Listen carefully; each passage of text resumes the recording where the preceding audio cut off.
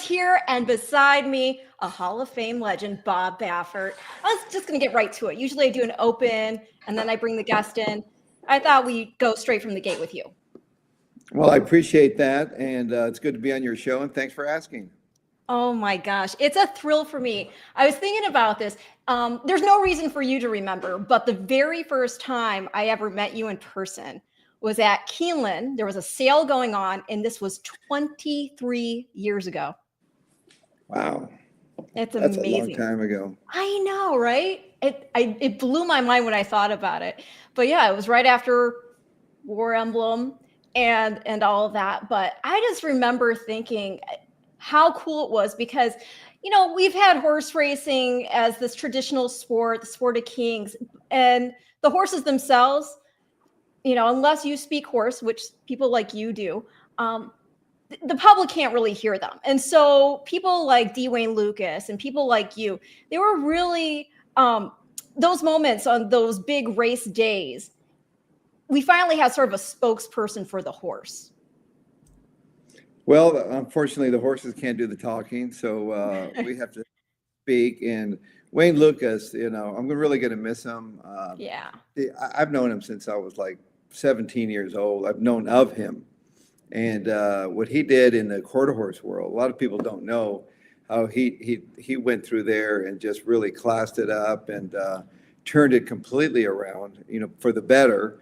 And then he jumps to thoroughbreds. He does the same thing. I mean, the guy was just not only was he such a legend, but a stoic, but he was a great horseman. At the end of the day, he was always, to me, he was always the bar to me when I came into the business. And so, and he always will be. Yeah, the outpouring of love and support for his family after his passing was very heartening to see. And one of the most beautiful things I read was your tribute to him. You really did express just what he meant to you. And yeah, I mean, when I think back as a child, and I've said this a lot with these shows that have come after his passing, but it was horses like Lady Secret. That's the first famous racehorse I can remember seeing on TV. And a lot of that had to do with him. No, I mean, he went in there. He actually opened the doors for us quarter horse guys that were training in Los Alamitos, because when I was training in Arizona at those little bush tracks, I mean, Los Alamitos, if you could get to Los Alamitos, that was like big time. That was like going to Saratoga, Belmont. And so he went over there, and I remember you were only allowed like 30 stalls or something like that. And he got there and he changed the rule that he could keep some off stabling, and he would just switch them back and forth. And they opened it up. He opened up the floodgates for him so he could bring more good horses into the Los Alamitos. And if you had a good horse running and he liked it, he'd just go buy it from you. He'd just go offer you more than what it was worth to have it. And he'd win everything. He just dominated. And then when he went to the quarter horse world, everybody was sort of glad to see him go, you know. And then there was Blaine Swaneville came in, and he did the same thing. But it was one of those things where we all rooted for Wayne, the whole quarter horse industry. So every time he'd run a race, I remember watching Winning Colors. That's when I started watching thoroughbred racing at Santa Anita. I was watching Wayne with this mare. I happened to see they had the replay show like it's 6 or 7 o'clock at night after the races. And I always watch it. I just moved. I lived down there in Belmont Short or somewhere. And I was watching her win. And so it was like, wow, that's really, and I kept following her. And then he won the Derby. But it was really cool to see him. And the thing about him, he had a presence about him. He's probably the first trainer that made it okay for a horse trainer to prosper in the business. Mostly trainers, you know, we're employed. At the end of the day, we're still employees of the clients, the owners and stuff. But he got to the point where he was like the first trainer that he drove a Cadillac. I mean, that was like, wow. So it was like, and he always wore the nice Oh yeah. clothes. He just always, he looked like he had that winner's look. He brought that with him, and I really learned a lot from him. The way I run my business now, the way he handles clients, and his program. I just followed the Wayne Lukas program. It's about young horses. It takes 3 years to really get the machine going, and he was right about it. And so all my success comes from a lot from him. Just watching him, the way not only he trained his horses, but in the way he, because he was the guy. He became the guy, and he was always the target. He's the guy that you wanted to beat.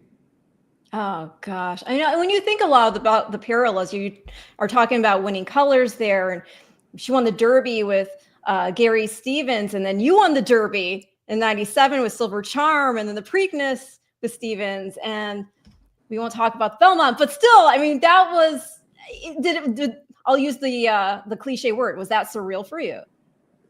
Well, I think in 1996 when I first went with Cavanier, with the Calbred, and he just won the Santa Anita Derby, and I almost didn't run him in the race because I thought maybe he's not good enough.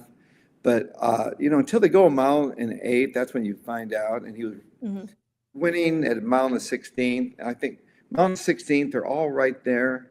But a mile and 8, it's amazing that difference, that extra distance makes on these horses. So when I won the Santa Anita Derby, I was like, oh, it was the greatest feeling of my life. I hadn't felt that since I won the Champion of Champions with Gold Coast Yeah. and 30 Slews in the Breeders' Cup. Those were my. Was that '92? I think it was 92, yes. And so it was one of those things where, you have that special out-of-body experience in winning those races. So, and when I won that, I thought, wow, not only did you win the Santa Anita Derby, but you punch your ticket to the Kentucky Derby with a horse, with a contender. I mean, you can have a horse in the Derby, but if you don't think you can win it, it's not a fun experience, So we went there, and I remember just showing up there, and there was just one little guy, a photographer there, and he just passed away. I can't think of his name. He just passed away recently. And he was the only guy. And every time I go, hey, remember, I'm the only guy that greeted you when you showed up with your Derby horse. And it was really weird just coming in there and seeing the twin spires, and you have a Derby horse, and then when the press rolled in there, and at the end of the barn was Unbridled Song, the heavy Derby team. Oh, yeah. Unbelievable. Just a beautiful horse. And so, but then he came up with a quarter crack. So they didn't know what was going on. And so it was like, there must have been like 60, like those days, there was like maybe 60 reporters up front. It was crazy. And they were all at his barn. And I used to kid around, hey, if you guys are bored, just come over to my end of the barn and we can talk. I was new and I enjoyed it, and so, but it was a great experience. And I remember turning for home. I was just hoping if he lit the board, ran 4th or better, I didn't think I could win it. And then when he turned for home, and then all of a sudden, Unbridled Song, you see that he's not running, he's stopping. And then we take the lead, and I was like, oh this can't be true, And I am screaming and I had horrible seats, like I was way before the wire and stuff. Oh, and so I'm watching this, and I see a horse coming down the outside, and I see it's got a white bridle. Like, oh, it's Lukas, it's a good one, And so, and it's coming down, and I'm just screaming, I'm praying, I just get where's the wire, And I thought he'd won. I really thought he'd won, but the horse. Grindstone was way on the outside with Jerry Bailey. One of Jerry Bailey's most greatest rides ever, and it would be on that day. So, but I still think that I won the race. Because when he hit the wire, I thought I won the Kentucky Derby, and it was just, it's a thrilling experience. So, and then I'm waiting for the photo, and I'm still in the box. I remember, and I'm waiting, and I'm looking around. I'm asking strangers, "What do you think? What do you think?" You got it, Bob. But the owner, she turns around, she says, I think we ran 2nd. I go, wow. I go, well, we have bad seats. We can't tell. We're, 16th of Vermont. We're at the 16th pole. We can't see. So, but all of a sudden, it was a long photo, and I'm watching the TV. They're showing McCarran and they're showing Bailey, and I'm hoping that McCarran smiles, and he's not smiling. I didn't like that. And Bailey's like, they didn't know, and so all of a sudden the numbers come up. Like, oh God, it was just disheartening. And I remember walking down. I was walking down the stairs, and Bill Young, W.T. Young, who owned Grindstone, great guy. And I remember reading about him that he was an SAE in Kentucky, and I was an SAE at University of Arizona. And he was remodeling the house or something, and I was reading about that before the race. And so as we were walking down, I go to congratulate him, and I shake his hand, and he says, "Oh, congratulations." And he was like, "Oh, thank you." And he was all excited. But I gave him like the SAE secret handshake, and his head came up. And I go, "Hey, Phi Alpha." And he goes down there. And after that, we always talked about, the house and all that stuff. But it was one of those things. I remember going down there, Ren, and people said, "Well, what do you take away from this? What's it feel like to have it and just have it just taken?" It was like, like it was the most, crucial loss I ever had in my life, And so I said, you know what? The only thing I know what it feels like to win the Kentucky Derby for 2 minutes. I know the feeling. I know what it feels like. So, that's all I can take away. And I remember going to dinner that night, and it finally sunk in that I thought, that was my chance. I'll probably never get another chance. It's so difficult. It's so hard. And I just bought Silver Charm that week. And he'd just come into the barn. So it just, I really believe in fate. Things happen for a reason. And it was W.T. Young and turn to win the race, or whatever. It happened. And it was a very humbling experience because I thought, wow, this is it. But, I'll always remember that. And Wayne Lukas, that's when we always got along. Well, the press tried to always get us like we were, I remember that, yes. Yeah, and but he won, and I remember they were giving him a really hard time. He didn't deserve it at all. Because he had 5 horses in the race and this and that. He says, "Hey, he had 5 horses in the race because he's the one that got the clientele and a great trainer that he is to have 5 horses in the race, Exactly. So, but he beat me, and it was, it was one of those things where, hey, I got beat by the best trainer in the world, so I've got nothing to complain about it. But when you look back on it, though, it's really remarkable. I was in high school during when Silver Charm did the double there, and then the very next year, Real Quiet, the Fish, in '98, taking the Derby and the Preakness, and then who knows? I mean, if he had actually landed on the wire in the Belmont, do you think there would have still been steward's inquiry and all that with the bump? I always told Kent Disarma, whatever you do, don't get your number taken down. Ride a clean race. Don't do, don't race ride, whatever. And so, and I remember him coming down, and he was turning for home, and he opens up on the field, and and I'm thinking, oh my God, I'm gonna win a Triple Crown. And it was a different feeling than the Derby. It's not that you're going like this is history now. This is not about the trainer. This is about the horse now. And so all of a sudden I go, oh my goodness, he's gonna win the Triple Crown. He's in the lead. He's like, and then I see, because we knew the only horse to beat was Gary Stevens. And I remember Gary Stevens when we won the Preakness. Gary rode Victory Gallop for the first time in the Preakness. And when I was walking down there, I overheard Gary Stevens tell the trainer, "Hey, I figured I rode him wrong.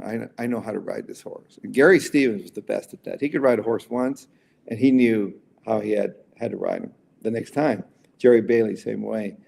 So I remember him saying that. So he was way back this time. And then I see him coming down the lane. I said, well, maybe we have enough lead. And so, but what happened, then all of a sudden, Kent saw him coming, and right away he got in front of him, and he made him, take up a little bit, go around him, and then he came to him. But I really feel that if he would have just kept his lane, Ken always thought, well, if I don't do that, he's going to run by me. I said, no, I really think that real quiet, he threw his head up, his ears were up, he was looking around, he was that kind of horse. And as soon as he got to him, then he kicked back in, because we were in front, a jump before the wire, and we were in jump after the wire. When he saw him, he took off. So it was one of those like head scratchers. Yeah. But to me, it's like, how can you go a mile and a half, get beat a nose? I mean, and it wasn't meant to be. It just wasn't meant to be. And but the going through it with Silver Charm the year before was really exciting. Oh, and yeah. We went through that, and that was really, and Silver Charm, he had to wait. You had to wait for company, and then when Touch Gold, we knew Touch Gold was going to be the horse to beat, because Touch Gold was a really good horse. He stumbled. He could have won the Preakness. I mean, he had a rough trip. We got the trip there, and so all of a sudden, McCarran rode one of the greatest races ever, and he knew what was going on up with Freehouse, and he let us go. And I think Gary thought he was home free, and Silver Charm never saw Touch Gold coming, and so he couldn't engage him at the end. And so maybe he would have beat him, maybe not, but it was one of those things where I remember I was like little upset, like when he got beat. And Bob Lewis was just he was a saint. He's a sweetheart. He looked at me and said, Robert, it was a great run. We got beat. You should be proud of yourself with the job you've done. And so, okay, just take it, And so he was a real sportsman. But it's tough, because the thing is, when you go for a Triple Crown, you feel like the whole grandstand is there to see you win it. They want to see it. So there's a lot of pressure. And these jockeys, when they'd come out, I could see the pressure. And there was a $5 million bonus to boot. And that had a lot to do with it. As soon as they took that $5 million bonus out, maybe it took some pressure. But it was one of those things where, it wasn't meant to be, and the horses got beat, but they showed up. War Emblem, different story. I bought him a month before, and I thought we should have won the Triple Crown with Point Given. That's the horse. Oh, the Preakness and the Belmont. Yeah. The Derby got away from us. I remember the track was really fast that day. They were breaking track records. And we just thought, you had to be up close to win. And I remember Gary coming back. And later that night, he called me up. You know what, boss? I think I had him too close. I figured him out. He hadn't run that much. See, if I would have run him maybe another time, we could have figured him out. But he was such a dynamic horse, he was just big old horse. And so he says, I think he wants a break, let him gather himself, and then he takes off on his own. I said, well, all right, we got to figure it out. So went to the Preakness. We knew we were going to win that. And going to the Belmont, I just knew, just watching him win the Belmont, I was like, it was almost like, oh, he got away, man. This is the horse, But it's tough. The Triple Crown is it's just, and we've seen great horses get beat that shouldn't have gotten beat. And it's just, it's jockey pressure, trainer pressure.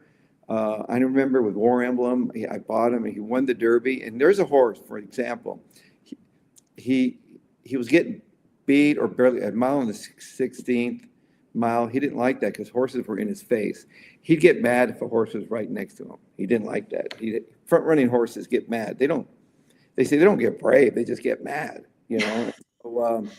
So he would get mad. He had a nasty disposition. He's just a mean horse, But we worked with him, and we just put Victor on him, and I thought Victor's going to get along with Espinosa with this horse, because I told Victor, and I showed him that day. He'd never seen the horse. He came over with a golf cart that morning. I put a little VCR tape for my neighbor. That's right. TV. I said, what's this horse when he won the Chicago race? I saw him win that race. I said, I love that horse. And I called an agent, see if we can buy that horse. And we got it done. And so, I told him, look, just break, put him on the lead. I said, Mike Smith is going to come and try to, he's on the Lukas horse, and Lukas horse is fast. And Wayne likes to be there. So just beat him to the punch, and he'll just lay off of you and just slow him down. And don't ask him until you turn for home. Just wait. Don't move early. Everybody moves early. Everybody panics, It's the only race, Ren, where you see horses, good horses on your form, they get beat 30 lanes, 40 lanes. You'll see 14th by 30, 42 lanes. Good horses. Yeah. Because they just get in there crammed up. It's just, they're just banging into each other. They're moving early. They're all nervous. It's a crucible. Yeah, and they're, the lactic acid kicks in when they get scared, when they're in tight, get bumped around, and they quit running. And so just sit chilling. So when I saw him down the backside, I thought, wow, man, this horse is doing great, man. We're in a good spot. He turns for home, and you could tell by when he let him go, he just took off. And the ones that you don't expect, we thought he would run well, but the ones that there was no pressure, nobody talked to us. It was great, and I couldn't really brag about him because when you have a one-dimensional horse, you can't tell anybody. I remember, I think Bobby Frankel won the Oaks the day before. That sounds right.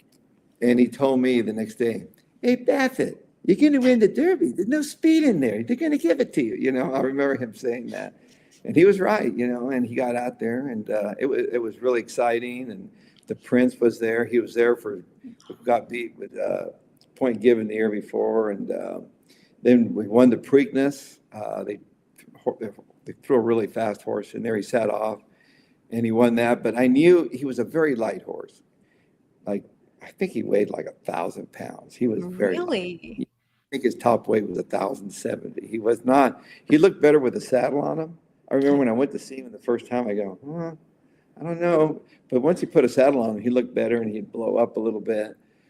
And we didn't even vet him. We just scoped him, and hey, looks good. We'll take him. And so, but I knew going to the Belmont. I remember I would stay in Churchill, and then I would fly on Tech Sutton when we had Tech Sutton.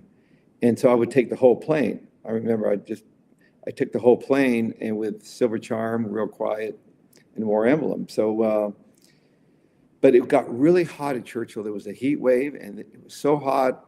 I had fans, but it was just, I could tell he was losing weight. He wasn't a tough horse for that. And I knew going in, I don't know about this. And so when I took him to the Belmont, it was cooler air. He sort of was coming to life, but I could tell he was getting light, and they were going to throw all kinds of speed at him. They were sort of mad that I bought this horse and won the Derby and, put him on the lead. And so there was a lot of rabbits, a lot of speed horses in there. And so, and then he stumbled badly going in there, but that's probably the most nervous I've ever been, because down deep, I knew that, I don't think this horse can deliver. He's got everything going against him. He's doing well. He's healthy and all, but he's just not the scenario. They're going to throw a lot of a lot of horses in there, and he's just not. He's not going to get that easy lead. He's not going to get a lead. And so, and then when he stumbled, total to his knees, it was almost like, this is my out. He's gonna, and he didn't. It was too bad, but it was still, he was a really good horse. Came back, won the Haskell. Yeah. And I thought he was going to win the Breeders' Cup, and for some reason, he was weird. He would just get mad. He wouldn't run. He just, and it was, but what a gift. I mean, he was fell in my lap, and so that was fun. I will tell you, I was Keeneland was showing the simulcast of the race on the big screen. I remember watching the break and the stumble. It's one of those indelible memories because, as you said, we're all riding your back, hoping you win the Triple Crown because we want to see history made. At that point, it was 77 or 78 rather to affirmed. And so I was born in 79, so no Triple Crown champion in my lifetime. So every time you were on the cusp of it, I'm on the edge of my seat, hoping it's going to happen. because who doesn't want to see history made? But I do remember that. And I remember, again, that's the year I first met you 23 years ago. And I remember then you said about the Triple Crown, you said, it's okay. We'll get back there. And in 2015, you did.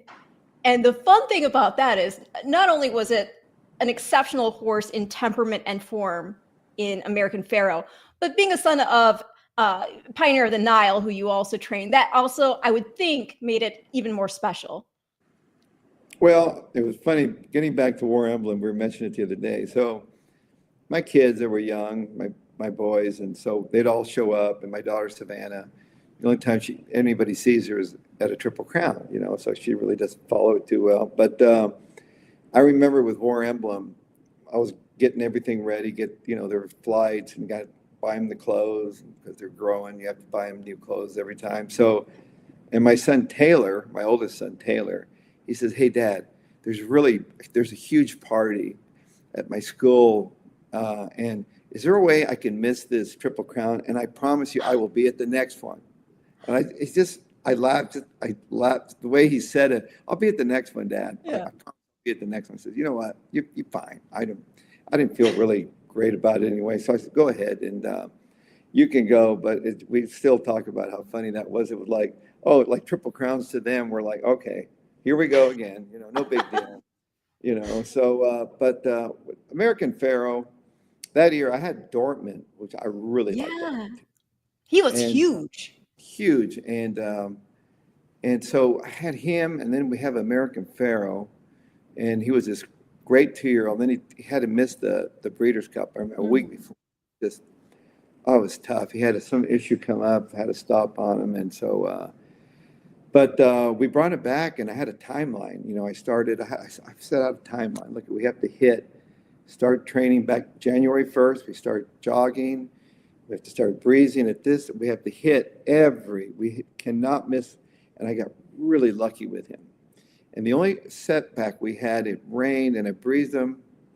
It's a wet track or something, I don't know. And he got a little bruising on his frog. Mm-hmm. So I put a plate. We put a big plate, not a bar shoe, a plate. And so I worked him. He came out of it well. So we took him to the Rebel. And I remember breezing him before the Rebel, and I breezed him out of the gate, and I worked him 7/8 out of the gate.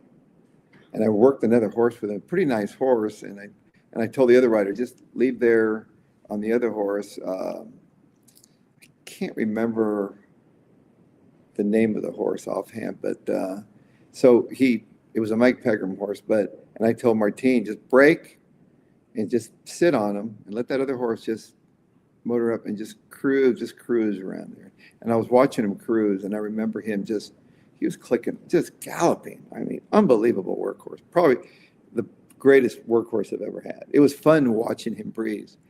And he goes like 9 and change, 10 flat, whatever. He goes out and in 22 and 4, galloping a mile and 35 and just ridiculous.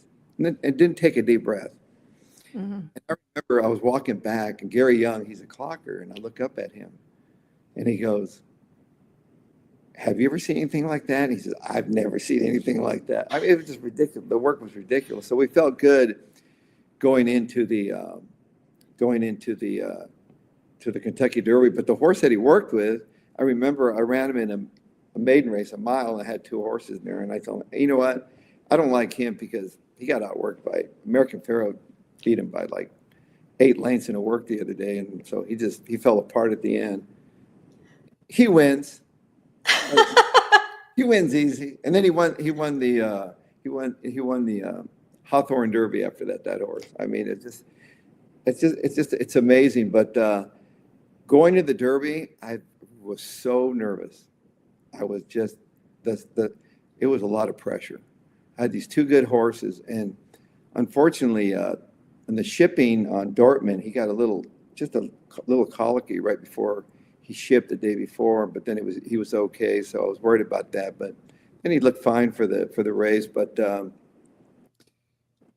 remember I was so stressed out. I remember I got a bad cold. I had a cold, and I was just stressing because I knew it was this is it. It's my Derby to lose. I have these two great horses in there.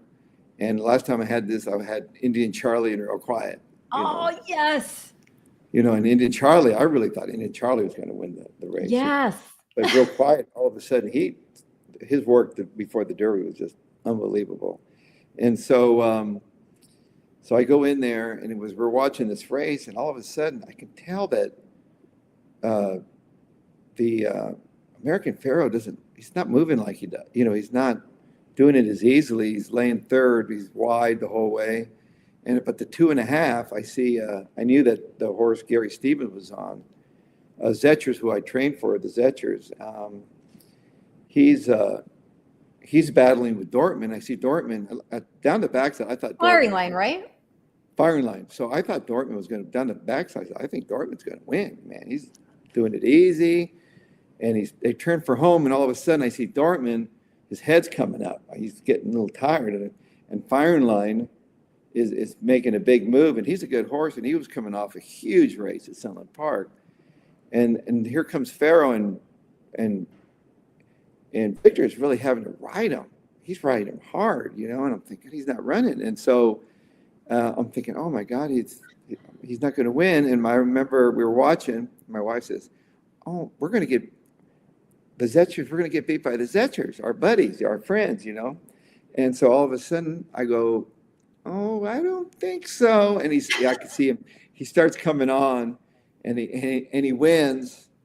And we were so thrilled and excited, and relieved. You're really relieved when you have a horse like that it's over. You won, you're excited. And so, and I remember we get back home, and Jill says, "By the way, I thought we had this super horse. How come he barely won?" I said, I think he doesn't want to be ridden that way. He wants to be on the lead. He just wants to get out there and go. And so when we went to the Preakness, I told Victor, just let him go. Just let him rip. If he gets beat, we'll go home. It's my fault, And he just let him, and with the rain, remember that was the rain? Oh, yeah. Crazy. And I remember before they loaded, a couple of minutes, the wind's coming down, and we're in the paddock watching on the small monitor. That's where I watch the race. And the wind is whipping in there, and they're back there, and it's just pouring down. And they show the one hole, like there's a river, water running on it.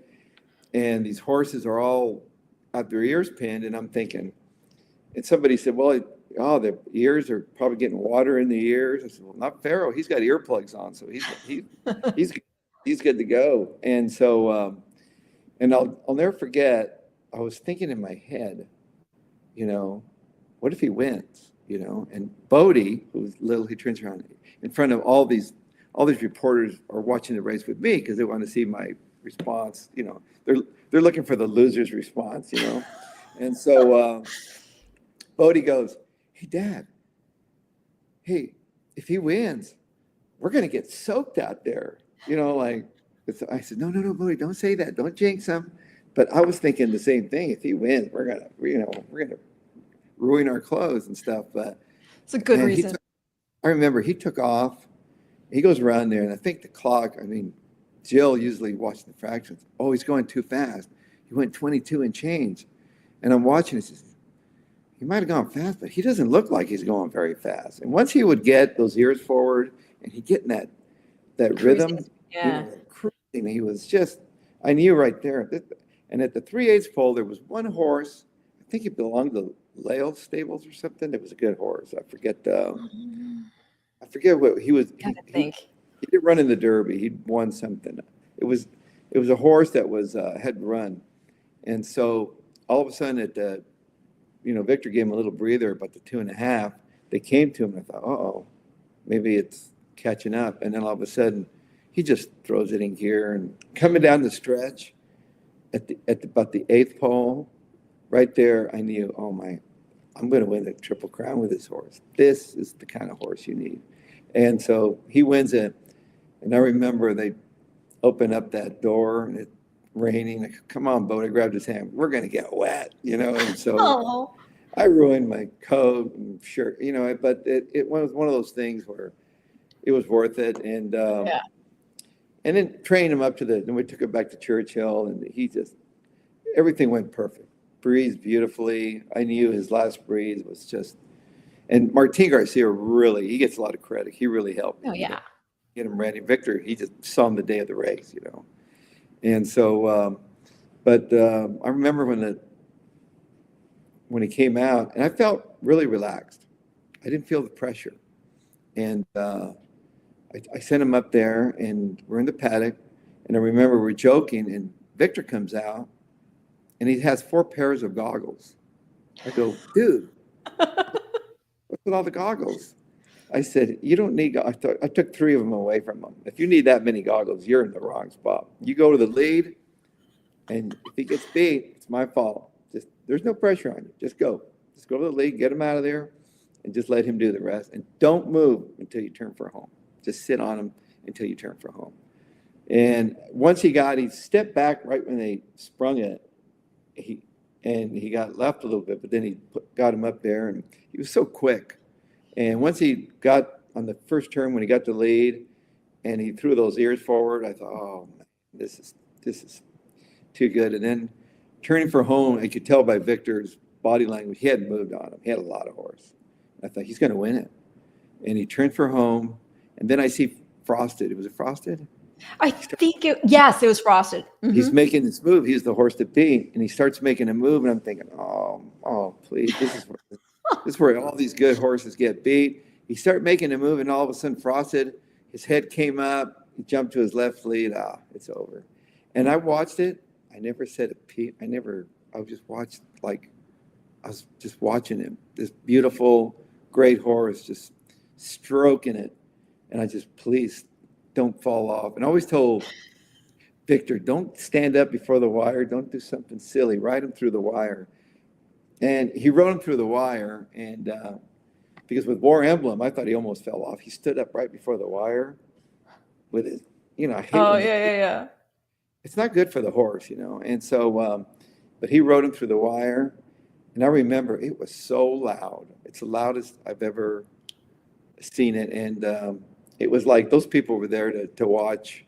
And I remember warning Bodie, who's small, I said, look, when we walk up there, there's a lot of hecklers. New York, that's what's fun about. They're going to say a lot of things, not nice things about the horse and about me. Don't let it bother you, because they're drinking, they're having fun, whatever, but this way it goes. And so, and Bodie afterwards, he was like disappointed that nobody said anything. Like, they knew they were all there to see it. The year before it was California Chrome. We thought he was going to do it. And so, but it was just a very, I remember I saw Penny Chenery. She was there. She would show up for all this Triple Crown. And you had to have her blessing before the race. And she actually, Pharoah, she said, this is the one. She really, he deserves it, Gosh. And so, I remember giving her a big hug and telling her he's no secretariat, but this is the closest I'm going to get. And she says, you darn right, And so, and Bill Clinton, he was there. He was a big horse buff, He loved being at those big races. But it was just, it was just so exciting, but it was so loud for like. It was crazy. I was jealous because I could not get off work. I was working for TVG at the time, and I could not get off because I was on the research department. So they really wanted to make sure that we were in office for any data points that were necessary. And so I thought, okay, well, Matt was there. So that made it even more of a point of contention that I didn't get to go. But yeah, I dressed up like the last Pharaoh, because I thought I'm going to have fun with it at least. So I dressed up like Cleopatra and went to work that way that day. And so thankfully he won, so I didn't look totally ridiculous. And but Matt said, just as you're saying now, it was the loudest, most intense event he's ever been to. What's really cool is that I remember when I first came to Del Mar, I was down here just starting out, and Belmont brought Cigar to Del Mar. It was a big deal. Remember, he was undefeated. Oh, yeah. And so the track was just open for the first 10 minutes to the horses that were running the Pacific Classic. And I remember my older brother, Bill, he was there. So we ran up there to watch Cigar gallop, and And he came by there. We were like in awe, like, oh my God, there he is, that cigar. And I remember I was like a little kid. And I told Bill, boy, if I ever had a good horse like that, I would like to share him with everybody, because when I saw him, it was like, it really meant a lot. And so the next day, I brought him out. The press was waiting, so I brought him out to show him to the press. And then all of a sudden, who shows up? Belmont shows up.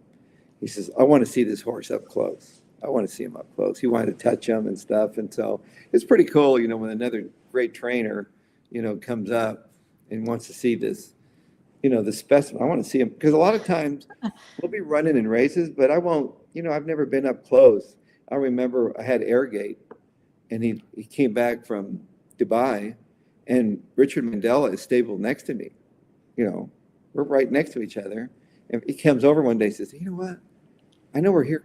Can I look at Arrogate? Oh, He'd never seen him. You know what I mean? It's amazing. That is crazy. Yeah. It's like crazy. We'll have these great horses, but we're sort of like embarrassed to go, I'm like, I don't bother. Did you go over and see Beholder or Flightline? Yeah. Or Yeah. I saw Flightline. I saw him at Del Mar. I go by there. I got out of my cart to see him. I wanted to look at him. And so, but it's nice to see. They all come in all sizes and shapes. Beholder, I'd see her come by my barn every day. She had to come by my barn to go to her barn. And she was just a bundle of energy. And so, but it was pretty cool. And then everybody, and he was such a sweet horse. I mean, everybody he was kind. He was he was a baby, and so, but he's always like, Silver Charm was always my favorite, because he was so gutty and he wouldn't let horses pass him.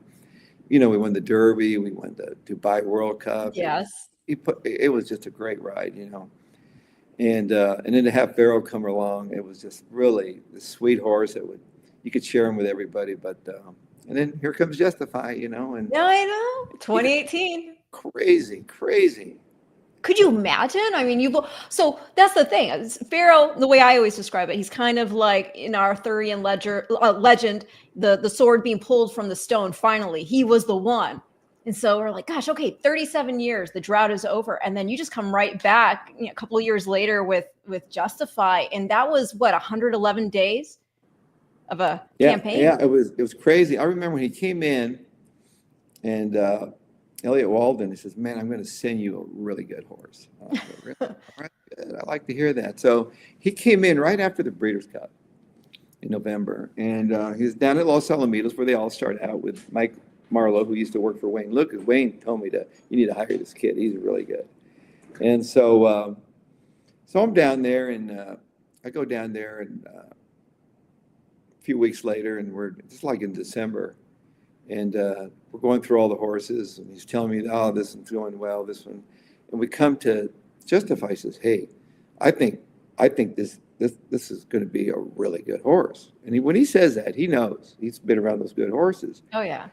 I think this is a real good one, really. And I look at him, and I see that he looks like just a big quarter horse. I go, it's by Scat Daddy. I said, well, how far is he going to run? He looks like a big sprinter to me, I said, I'm telling you, he acts like a really good one, Bob. All right, we'll see. So finally, January, and I said, okay, I got to get him over here. And then Elliot said, hey, when you going to get him over there? He's going to come over. As soon as he says he's ready, he comes over. And the first time I worked him, I usually work him a half. and it's Los Alamitos is a faster track, so Sandy is more demanding. So they usually can handle a half, and they get tired. So I remember I had Drayden Van Dyke on him with the radio. Yeah. So he works him for me, and he leaves a half. He just cruise. He's just cruising along. He's just moving around. He's just doing it easy. And I'm looking. He's just not fast. I said, you know what? He hits a hard. If he still has something left, keep going. And he goes 5/8. Like, keep going. Like he looks like he's galloping. And he goes, wow, man. He goes out like 12 and change in a gallop. So he comes back, and he's coming back, and I tell Dre, and he goes, just kidding. I goes, man, he's not that much, is he? He says, are you kidding me? He says, unbelievable. I go, that's his first work here. I go, yeah, it's crazy. So then I thought, he's going to get ready really fast. And I remember calling Elliot, hey, Elliot, this is a really good horse. He says, I've been telling you, you know. So, but it worked out. I had a maiden race. There was a maiden race in the book going 7 furlongs. And there actually, the book had already come out. And there was a mile once other than, like 3 weeks later. It just happened, you know, it was already there. So I said, if he breaks this maiden here, I'm going to run him right back in that race. So I remember telling, so he wins, and I was debating whether to put blinkers on him or not, because I thought he'd be I didn't want to beat rank or anything like that. So, and I asked Ray, and he said, I think he needs blinkers. So I put the blinkers on. He didn't break that well, and he takes off, and luckily there was just a little hole. If that hole would have closed, he probably would have just bashed into the horses in front of him. He was just so big. And he got through there, and he takes off, and he wins. And I was just mad at myself because I left the blinkers on him. And he went around there, and he ran fast. He won by, I forget what it was, but just cruised down there. But every time I've unleashed a really good 2-year-old, Jeff Siegel, who works for Santa Anita XBTV. Yes. And he's got a great eye for horses. He was involved with Team Valor way before. He'd find the horses, and they'd go find them. And he actually does. He's also a scout for the Dodgers for some reason. Oh, really? I had no idea. Bakersfield, and he's watching high school kids play. Wow. Yeah, so so he shows up in the winter circle. Like, oh, when he shows up, that's a good sign, you know. And so Jeff goes, what are you going to do with him next? He says, I don't know. I knew, but I said, I don't know. We'll just see how he comes out of it. You know, the minute he wins, the first thing, I know what you're going to do next. Instead of like, hey, you know. So, but then I thought, you know what? We're going to put it out there. If he's doing well, we're going to go to the Sunland Derby. I said, we're going to the Sunland Derby. So I remember, so that allowance race came up, and we were all set for the Sunland Derby.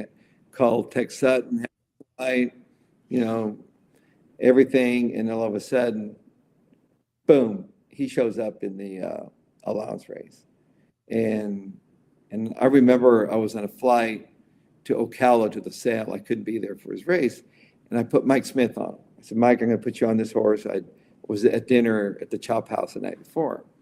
I said, Mike, this is a really, really good horse, but I took the blinkers off. This is our only chance. Just get him, break. Don't go out there and let him rip. Just take a hold of him, let him sit off, let him learn how, because he's so good. You can do, but I want him to learn to just chill, you know, just. And so I'm in a plane, and I'm sitting next to John Sadler on the plane. Oh, wow. And I've got the computer on. I said, I've got Justify, and we're watching it together. But you know how you're on a plane, and all of a sudden it'll freeze up on you? Yeah. So it goes a roll and whatever. He breaks, then it freezes up. And then his first turn, he's lane second. He's like 3 lanes off this horse that's out there in the lead. We're running on a sealed track. Sealed, right? Ugh. A mile. So all of a sudden it freezes up, shows on the backside, put the 5/8, put the half-mile pole. He's lane second. He's still 3 lanes back. And then it really freezes up. And I'm like, it just keeps on, like it's loading, and it shows him he's 5 in front in the stretch. Like, I don't know what happened there, but then he just wins easy, you know. So then it was, and then but he came out of it with a little bruise in his heel on the hind foot. So he worked on that. So he runs I also had Mackenzie now. He was doing really well. Who's turned out to be an amazing sire also. Yeah. So then I'm going to Dubai to run.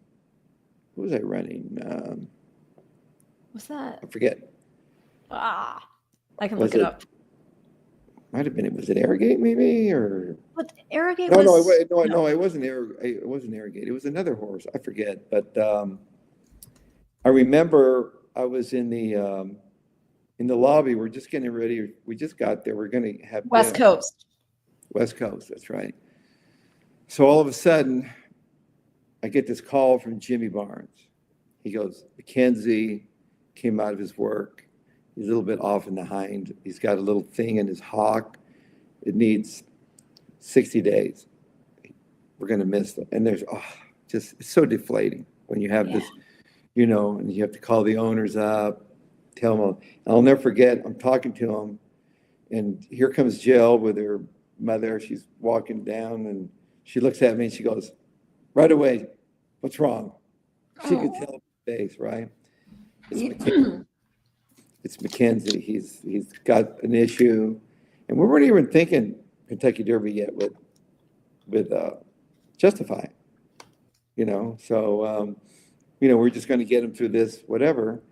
And so I call up the owners, let them know, hey, look, we're going to miss the Derby. It's too bad, whatever. And it actually just won the Robert Lewis, but got DQ'd. It was ridiculous DQ. Yeah. Pharoah, right? So so all of a sudden, I called Windstar, and I told them, hey, this horse is going to run the Santa Anita Derby. He says, well, how about Mackenzie? And I go, he's off. He's off the deal. He got hurt. So Justify just moved in that slot. So you think he's ready? Hey, believe me, he's ready. And so luckily I was fortunate to run him there, and then he wins that race, and then here we are. We're off to the Kentucky Derby. So and that was a very, very low pressure situation, because I knew he was, he's this unbelievable horse. But he looked so good there. He looked like a man amongst boys. Matter of fact, I was in the paddock with my boys. It was raining, and I don't do the walk anymore, because it's I don't like it since they changed it where they gather them all up. I like it when they come straight from the barn. It was a better experience for the owners and for the horse, because you went up with your horse and there wasn't this whatever. And so, but they changed it for TV. But and I knew the horse to beat with Good Magic. He's a good horse. And so I remember we were in, I think, the 5-hole maybe or something, and they're walking into the paddock, and I see a chestnut with a white face, and I knew he was a chestnut with a white face. And I see him coming in. I go, oh wow, man, that Good Magic looks good. I mean, this horse is coming in there, and he starts getting closer to me and closer to me. He goes, oh, got the blue shed. That's me. That's just a fire. I go, oh. And then Good Magic is right behind him, about half his size. Yeah. Oh yeah. For an instant there, I was a little bit worried, but it was funny. And I see this. He was just a massive. A thing about Justify, he's like a horse. We've always had horses. Man, if he was just like 4 inches taller, this horse would be unbeatable. It's just unbelievable. He was a perfect, beautiful conformation. Perfect, just powerful, beautiful horse. And I mean, it's the best looking horse I've ever trained. Beautiful horse. So, I just told Mike, just get him away from there, Mike, and just don't. We always remind him, don't do a Bodemeister on me. Go too fast early now. Oh gosh. So, because there was another one that got away from us. And I know. Matt loved him that day. Loved him. Yeah, and looking at Lucky, he should have won. He got completely wiped out. Oh, he got wiped out by a horse that ran third. There's no inquiry. We just nobody calls inquiries in the Derby, And so, but he was just, I remember he was just going really fast, and they turned for home, and I always said, oh, he's going fast, and there's a horse coming, and I go, who's that? And Jill goes, who's that? It's Good Magic. Oh. Oh, he's going to beat us. He's going to run right by us. It's a son of a gun. We did all the work. And all of a sudden he turned for home. He just caught another gear. And Good Magic was running. He's a good horse, Real good horse. Yeah, he was just born in the wrong year, Champion 2-year-old. Yeah. And the crazy thing is, those two grew up in the same paddock together with the Gunthers. Yeah. It's amazing. But so it was exciting when he hit the wire. It was just so, relieved. We were just relieved that we went with this great horse. And I remember, the sloppy conditions that we saw for the next two legs of the Triple Crown, and the will he, won't he. One of the most iconic photos that came out of it, I think it was from the Preakness, was him basically soaring over that puddle. You know what I'm talking about? And what happened there was that the next day, I always bring the Derby horse out, and I get there and we checked him out. They look good, and he had that bruise, but when he bruised the heel. Yeah. We always train him in a 3/4 shoe in the back, but we put a full shoe for the race, so it could, so he, and so when I brought him out, he was fine, but they had just put some big gravel chunks around the front of the barn, and I brought him out, he was fine, and all of a sudden when he stepped on the gravel, it hit a bruise, he started going like a little bit off on the hind, and we brought him in there, and it was just a bruise, so it was. Oh no! The picture I'm talking, him during the race soaring over a muddy puddle on the track. Oh yeah, that's what I have like committed to memory from him from the whole Triple Crown series that year. Because yeah, it was, and then the thing is, it was raining every day. Yeah. Every day was raining. So we got him there. So we just galloped him in there and didn't breeze him or anything. But he just looked fantastic. He was my gosh. Every time, like, you've thankfully let us do shed row walks in the barn. We've done the interviews, right there before Breeders' Cup at the barns. And the horses are always looking so happy, so healthy, and ready to go. And one of the things that's just fascinating also is that with the young horses, the 2-year-olds, they compose them. They really carry themselves like mature horses. And I'm not just talking physically, mentally they're there. And obviously a lot of that has to do with you're selecting horses that have that. You're going out and scouting these yearlings and 2-year-olds, and you're looking for that to be there, but you really let them blossom into what they possibly can be. No, I mean, the horse brings you there. The Derby, you can't rush it. They just bring you there. Justify, he brought us there on his own. He was just so great. And Pharoah brought us there. Every horse that have won the Derby, they just bring you there. Yeah. You can't push it. You have to wait on them. And so it's one of those things where it just works out.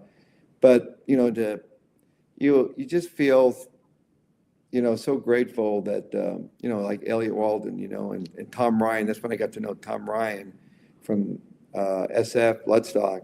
We became good friends, and it brings everybody together. You became good friends with the Trout family, Lisa and Kenny Trout, and everybody, China Horse Club. And it's just like the Lewises. I remember when I won the first Derby, my good friend Brad McKenzie, who we named McKenzie for, he said, well, the first sentence of your obituary was just written today. I said, what do you mean? Bob Baffert, winner of the 1997 Kentucky Derby, died today, And so I told that to Bob Lewis. He says, I like that. And it's on his headstone, winner of 2 Kentucky Derbies, So it's one of those things where it's just, winning the Kentucky Derby. It's just, as if you're in the horse business, a thoroughbred horse racing, I never dreamed of it as a child. I never thought about it. I was a quarter horse guy, I never.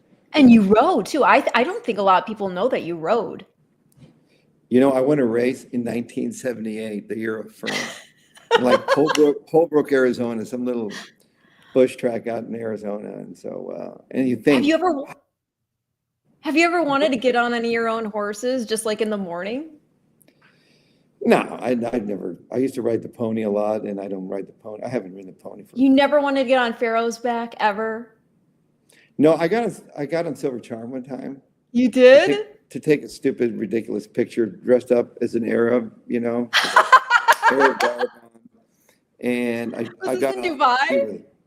I did it in front of the Churchill Downs afterwards, when he came back there. And the Twin Spires, it was a great. Tony Leonard, he was a photographer. He came out there and took the picture. That's amazing. It's out there, but it was just I was being fooled. And so I just wanted a picture of that. So I used to have fun with it. Oh gosh, no, you've had so much fun. And that's why, I was saying in the whole beginning of this is that you made it accessible. You know how people become, the fans of these horses. I mean, Pharoah, for example, I think everybody just kind of fell in love with not only his talent, but here's this beautiful horse with what to me is the most efficient stride I've seen of any of these modern day horses. Just no wasted action. And yet he's got this name, American Pharaoh, and he looks like, if you've ever seen the old bas reliefs in Egypt and the horses have the docked tails, he just fit the picture. Everything fit. And we were all waiting for that moment. And I think you all wanted us to share in that moment. And that's how it felt. And there were fun moments too. I mean, I remember the Burger King in the box. But that was for a great cause because money went to some great charities within horse racing out of that. Yeah, we gave it most of it to the jockeys, the PDF, the horse, the old friends, all the horse care places. So yeah. And then when you look at Justify, I mean, what I know was 6 races. Flightline was Sadler. I mean, he was managing, a horse, 6 races that still packed such a punch. And now we're seeing Flightline babies at the sales, and we're seeing Justify, who's now had multiple crops and just firing, not just here in North America, but internationally as well. Do you kind of feel like, I don't know, some sort of sense of connection to the offspring, even if you don't train them? Well, I think that we watch. I mean, Flightline. He was like Pharoah. He was just unbelievable to watch run. Yeah. Just like to me, Zenyatta. She was so much fun to watch. I I went to know. all of her races, even if I didn't have a horse in. I'd go watch her run. Oh. She was so entertaining, and she was the only horse I didn't mind her beating me. It was, and so he said, "Oh, she beat me." But the hardest part, and I was telling this to John Sadler, is when they retire them. The next day, the phone's not ringing, nothing. It's quiet, silence, and it's just like Pharoah when we retired him. We were following him to the farm. I feel like it was felt like a funeral in the car. Like we're not going to see this guy. We see him every day. We get to see him, and now he's going to go to a different life. And so it's really tough when you have to give them up. And so. But you're just hoping, you know what, maybe we'll get lucky, we'll get another one, and it might happen, it might not, but if you keep working hard at it, things happen for a reason. Arrogate, we found him, Yeah. and so it's one of those things where just you have to be grateful. It's a privilege to be a horse trainer and then to have a good one like that. Do what's right by them. No, and that's the thing. I always want to stress to you that I'm always so thankful because, it as you were talking about the pressure is on, but you've taken it and you, again, always wanted to bring people along for the ride. And with horse racing, you made it accessible and you gave these horses personalities that they couldn't otherwise put on display for the people other than what they did right there within the 2 minutes of a race. And so again, I really credit you with making it exciting. And you've got a whole new roster of 2-year-olds that are very exciting. We won't put any pressure on. Of course, there are hopes. We won't put the cart before the horse, but we've seen a lot of great performances already. Of course, the one that stands out, putting up 101 buyer figure on debut, would be Brant. Son of Gun Runner. Yeah. He was exceptional at the 2-year-old and training sales. Donato Lanni, he's my partner finding. Oh, we love horses. Donato. Yeah, he works hard at it, and yes, and he knows what I like, and we work together and we figure out what works for us, what doesn't work for us. And at the end of the day, I'm the one that's going to be stuck with these horses, so I have to really, it's like a marriage almost. And so. But he was at the 2-year-old training. He was obviously the fastest horse there, and he was an obvious horse. And we have a great owner like Amr Zidane who, yes, stepped up and bought him, And sometimes it works out and sometimes it doesn't work out. You know, sometimes things happen to them after a 2-year-old and training sale, or even a yearling. It's hard to get them to the race. It's really difficult to get them to the races. It seems like it's getting tougher now, but luckily, you know, just to get him to the races and the way he ran, Pratt rode him. I said, you know, don't go to the lead with him, just sit off. He needs to learn to, I think he's, you know, he asked me, does he have any speed? He does. I've never asked him in the mornings. He does everything effortlessly. So it was nice to see him run like the way he did. Balboa, who came back and won after that. Yes. And so he came out of the race well. And that's the thing is, you know, you can have a good horse, great horse, but you have to keep them healthy. And it's something, especially when they run that fast, you have to be really careful because he ran a little bit too fast, number wise, you know. But the number that he ran, those, you know, Pharoah, like Pharoah got beat the first time. It's a good thing he got beat. He wasn't ready, and he got beat. And the horse that won it was a horse called who ran unbelievable. Yes. And that put him on the sideline for, I think, 6 months after that. You know, they can go too fast, but it's one of those things where you just got to watch them closely and just keep them healthy and don't get in a rush with them, and they'll tell you when they're ready to go back.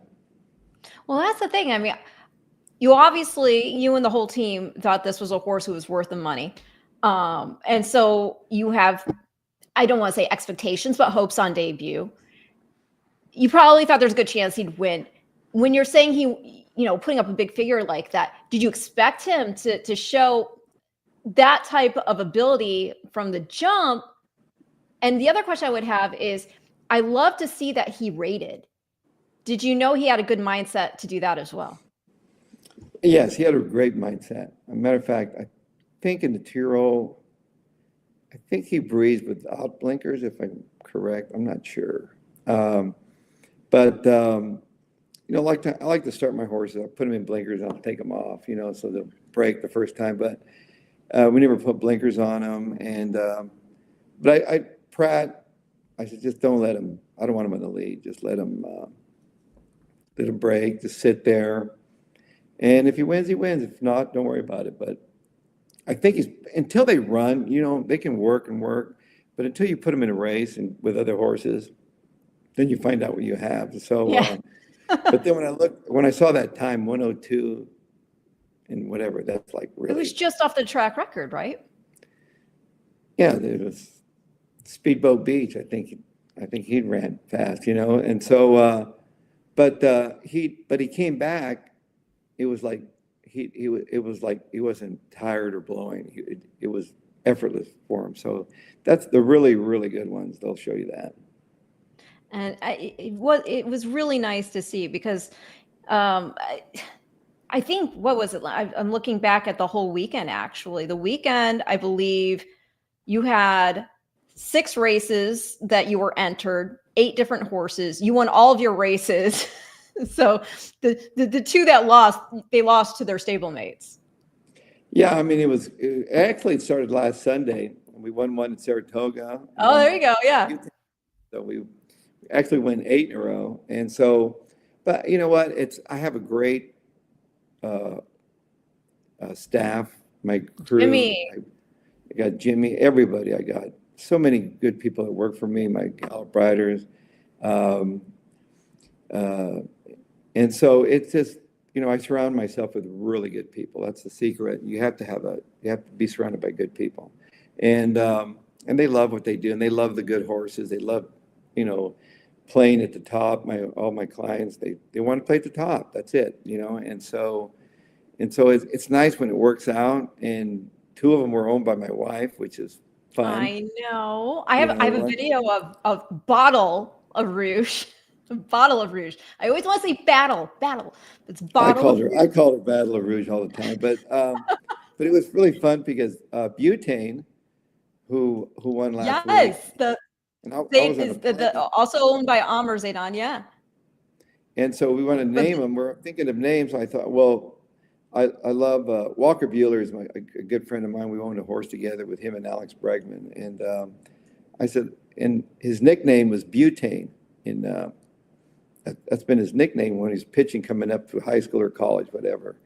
Yes. So spell B-U, not like B-U-T-B-U-E-T-A-N. So I asked Walker, hey, look, the name's out for grabs. I don't want somebody to grab and put it on some claiming horse. Let me put on this really, I think he's a really good horse. Well, if he's Yeah. really good, then you go ahead and use it. So, and then Walker, he showed up this weekend to pitch against the Padres. So we went to the game. So we missed Jill's first win on Friday to go watch Walker. Oh. He was unbelievable. He just pitched. He pitched 6 innings. Nobody could get on base. Matter of fact, I think he emptied out the Padres stable. They all left in the stands, you know. But it was Here's really, butane right here. Yeah. yeah. So you know, he's I probably shouldn't have run him with the blinkers. He didn't need the blinkers. But I just landed at Saratoga, going to the Saratoga sale when he ran, but it was nice to see him win. So Walker came in with his family. We took pictures with Butane and him, and went to dinner at the Pamplemousse, you know. And so it was a good weekend. Our boy Walker came through. Everybody came through. Everybody came through this week. It is exceptional. I mean, it's a well-oiled machine, all the parts moving. And this is another situation with Butane where we saw him show the ability to settle back. Correct me if I'm wrong, but a lot of 2-year-olds, right? They're still learning their paces. It's kind of hard when they have innate speed to harness that energy. And the horse that ran second, he's a little justified colt. He's a nice horse too. He needed the race also. And so but Butane, he was cranked up. A lot of these horses that come out of the Tyrrell and train sales, they're farther advanced. You know, they've been really under the gun, you know, since January. They've been just getting them on, you know. So some of them go on, some of them might turn out for a little bit, you know, they'll get over things, you know. And so, you know, it's, you know, but things, I don't get ahead of myself because I know. Mom used to say horses are like strawberries and go bad overnight. And but we're just keeping, you know, just keep going, and so far it's been good. You know, Del Mar's the most beautiful place. It's the weather. It's beautiful. It's the best place to really develop horses, you know, because of the track. We don't get any rain, you know, and so it really helps. And this is Jill's horse, Battle of Rouge. How fun is it to win for the fam? Bottle of Rouge. Bottle of Rouge. So it's named after a Harry Styles song. She loves Harry Styles. I'm old now. I don't know all these new singers and So this filly, she got beat by Himika first out. She ran a nice race but I didn't think she was lead. I thought she wants to go long, and all of a sudden we thought the 4 was going to go, but then the 4 took back a little bit, so he just went ahead and slipped up there. And so I thought, well, I don't know what's going to happen now. And so I remember watching it with Jill, and you know, she gets to get excited about those other good horses, and when she hasn't had a good horse, you know, we've had Tour Player, which was Wayne's last win. That was he's a nice horse, but about here at turning for home, all of a sudden when she starts to take off here, and she's still on. Yeah, she's still on the left lead. Yeah, left lead. She's still groomed, and all of a sudden Jill goes, "Wow, hey, I think we have a good one." You know, it's our turn. You know, so it was pretty exciting. And she ran pretty fast, actually. She went geared down. She went the final time. They went 10-1 and 16. And when you run under 17, you have that's a decent horse right there. Yeah, daughter of Vino Rosso out of a bluegrass cat mare. Yeah. Yeah, Donato. He found her back there when I got there. We're always looking for a little nugget for Jill. I like to buy Jill's filly, you know, not give a lot of money for her. And so I saw her, and I just really, you know, her Vina Rosa. I said, you know what? She's pretty. She's great. I love gray horses. I've always loved gray horses. So I try to buy a gray horse at every sale, you know. And so that's why Silver Charm, when I saw he was gray, I'm going to buy him, you know. And I was, and then for her to turn out like that, so she has fun naming him and stuff. And so it's good to have a good one. No, she's very nice. And as you mentioned, she had run second on debut, and that was to your now Sorrento winner. And I think it was your 9th Sorrento. Yeah, yeah, actually, my first Sorrento, I was telling, it was Soviet Sojourn. It's Indian Yeah. Charlie. And that's when I got into that's when I really got into the thoroughbred business. I still had a lot of quarter horses, and I had the favorite for the All-American at the time. Oh my gosh. And I had to make up my mind, do I go to Ruidoso to train that horse back and forth, or do I stay at Del Mar?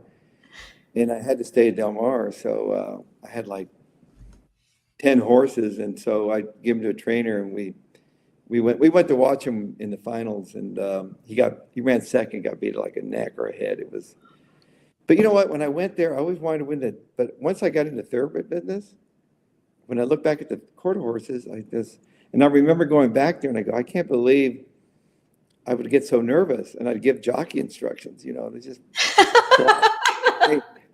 right? That's it, but Just go. it would have been great to win the All-American though. And it was just, There's still time. No, that's, No. I have a difficult time training a whole horse than a quarter horse, so I'll just stick with that. Well, this is Hamika winning the Sorrento. And it is funny that you mentioned Soviet Sojourn, because I do remember filming one of our Future Stars packages ahead of the Breeders' Cup. I think it was at Churchill Downs, and Indian Charlie came up. You're like, that's my pedigree. Yes, because In Excess was running here. Bruce Jackson had bought In Excess, and he was a runner. He was so fast. And I remember I went to my first Breeders' Cup. I took Soviet Sojourn. She was in the juvenile fillies, and she was tailing off. She was off form, and In Excess was right next to her. And he was off form. He was tailing off, and they didn't run well. And he was going to stand in California, so I thought, you know what? Let's breed her to. He was a great horse. And she was a great, beautiful mare. Beautiful. They all like her. And we got Indian Charlie, and I named him after Indian Charlie, the little rag sheet, and that's the way it happened. And look what he did as a stud, and then Uncle Mo's carrying that on, and pretty amazing, right? Well, Indian Charlie was brilliant. He was a brilliant racehorse. Just brilliant. Oh yeah. And it is crazy when you look at, that's why I'm saying though, when you look at pedigrees, do you ever feel sort of this deep connection to these horses, even if you're not the active trainer? That's what I would. Well, you've been in it a long time when you see your horses in the fourth dam. You go, boy, I've been in it a while now. But you don't look like it. Anytime I see you, you still look exactly the same. Well, Jill takes care of me. She makes me work out and watch what I eat. And ever since that heart attack in 2012, I had to really change my lifestyle. So I got to watch my. Is it easy for you? I can lose the weight really quickly. Then I'll put it back on. But sometimes I'll see myself. I can tell when I put my sport coat on, when I button that button, and it's like going to knock somebody's eye out. I remember. When I went to saddle, my Preakness, my last Preakness winner was, I can't think of his name. Look, and you're this successful. I mean, it was National Treasure? National Treasure. So, and I'm always telling trainers, Timiac team, look at you always close your sport coat when you're walking. When you sit up, you undo it. Giving him tips. Lukas used to give me tips. Lukas always fixed my pocket square. I could never get that right. When I go to the Derby, he would fix my pocket square for me. And we're walking to saddle, and I'm walking, and all of a sudden, my button pops off my coat. And it's metal, and I see it, oh my gosh, I have to put it in my pocket, So it's open, so I win the race. I get back, he says, You left your coat open. What happened? It popped off. And I said, I have to. I don't think myself on television. I go, it adds 10 pounds anyway. So I have to lose weight. It's ridiculous. Well, you're looking svelte and you're looking young, Well, and the horses keep you young. And Jill always knows. I think she is gorgeous. She's a style horse racing icon. But yeah, talking about Bottle of Rouge, as we were discussing before, her filly on debut ran second to your Sorrento winner. This is the Sorrento right here. This is Himika. You made all your owners happy over the weekend. My gosh. She's in the one hole, and it's one hole is the worst scoring 6 furlongs at Delmar. It's the worst racetrack to have the one hole. And she's quick, but we didn't want her to make speed crazy. So she left there, sort of stumbled a little bit, and these horses were going, and I thought she was going to just ease up there, but he decided to take her back. He just wanted to make sure he got her by the gap there. Mm-hmm. And so then he waited, then he got after her a little bit there, and then I thought, well, what's he going to do now? And then she just took off, and I guess he found a little opening there, and he wanted to get in there before. I mean, it was a really small opening. That was almost like Justify did that his first out. If you go back and look at him, he did that. Found a little seam, took off, but she was, really a nice filly. I mean, her 2-year-old. When we bought her as a 2-year-old, she was the best horse there that breathed, and by Curlin. Yes. And, Curlin and out of In a Mischief mare, and she's not very big, but she's just beautiful. She's like a deer, and she just moves nicely. And once she got through there, and I knew we were in good shape. But she came back, looked like she handled it well. So the Charlie and Susan Chu, they've been great clients. They've been very lucky, and that's another thing. A lot of clients are really lucky, and so. And some aren't so lucky. There's some guys that just have bad luck, You have to have the luck, but they've been very lucky. And so, we're looking forward to her. Hope she can continue it on. We know she can run. I also love that the second dam is by Empire Maker. Whenever you see that and whenever you're looking at these young horses debut, it's always nice to know that they've got that, between the Curlin and then you've got the Into Mischief having already sired, Derby winner, Sovereignty this year, authentic. And it's just nice to know you've got not just precocity here, but you do have class. And she did look so professional. I mean, do you see a difference with your colts and fillies generally with temperament? Well, I mean, yes, you have to be careful. You can tell, especially if they come out of a 2-year-old train sale. Mm-hmm. Some of them lose that urge to just don't want to go. You have to, you have to teach them how to turn it off during a race. Some horses won't do that. I remember Speedboat Beach; he just will not turn it off. And it's still. I thought I turned him out. I thought it would help. He's still Mr. He just wants to just go, and some horses are that way, and it can really, mess with their minds. But the first thing we do, we just spend a lot of time. I have great gallop boys and girls, and so they take their time, certain well, look at, I want you to do this. There's no rush. Just make them chill. Make them shut it down. Some you can do it, some can't. Some just stay tough.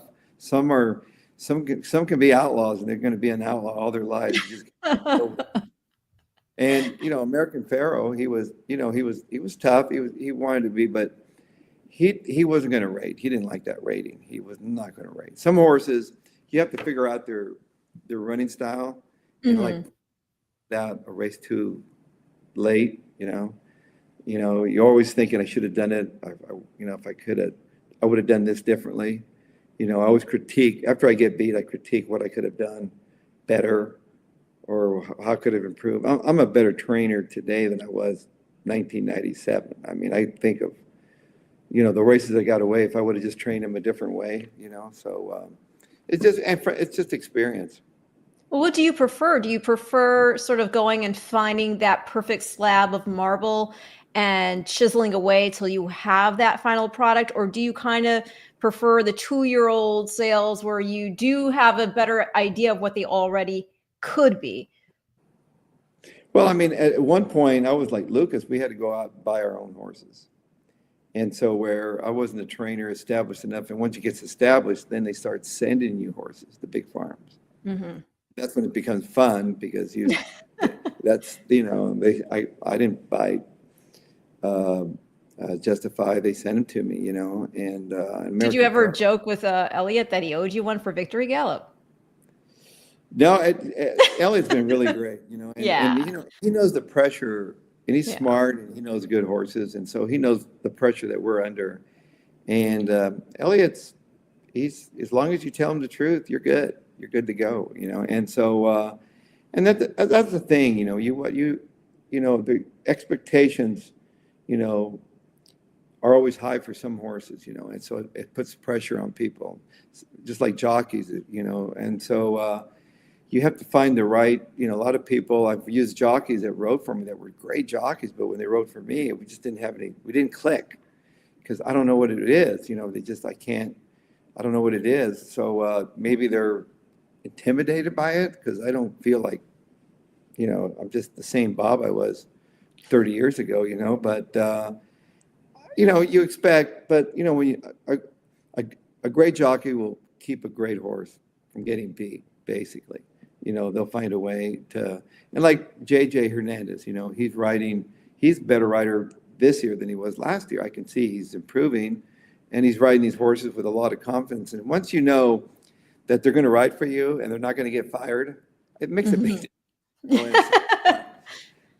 And so I remember Mike Smith, I needed a rider for Arrogate for the Travers. And Bejarano, oh my gosh. Yeah. poor Bejarano, he was riding him and we were taking our time with him. He was breezing him. Bejarano's a really good rider. Mm-hmm. And so he taught him how to relax, and we keep behind horses, and we're winning. He was winning easy. We were just developing him. And all of a sudden, I think I have American Freedom. Was that the horse That sounds right. Yeah. Yeah, and he had just ran the Haskell. And he should have won the Haskell, and Bejarano should have. I don't know. He should have taken off. I don't know. He sort of hesitated a little bit, and he got beat. But the owner insisted on running the Travers, and I wanted to run him in the Penn Derby. And Mr. West, I want to run the Travers.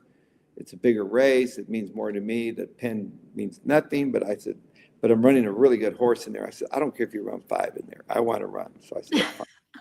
So, and he was doing well. So I thought, okay, I drew the 1 and the 2.